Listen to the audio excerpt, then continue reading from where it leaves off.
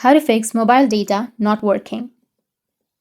So if your mobile data is not working, then what you need to do is just open up your settings. You can go with the control center and search for settings, or you can just simply scroll down and search for the settings application. Tap on settings. Under settings, you can go with connections or network and internet. Based on your Android device, you will have different options. Now you need to go with SIM and mobile network. Here you can go with the SIM in which you are using the mobile data. Make sure you have enabled the SIM card, and you need to scroll down and go with preferred network type, and you need to choose 2G for a few seconds or for a few minutes, and after that go with the preferred network type again and select 4G. Once you've done this, now you need to go back and you need to go with the search under your settings.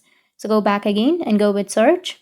Under search, you need to search for reset, and you need to reset your network settings. So you may have network settings or Wi-Fi, mobile, and Bluetooth. So you just need to simply go with the option and go with reset settings, which is on the bottom of your screen.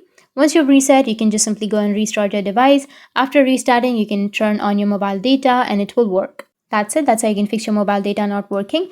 And if you have any questions, feel free to comment below. Thanks for watching.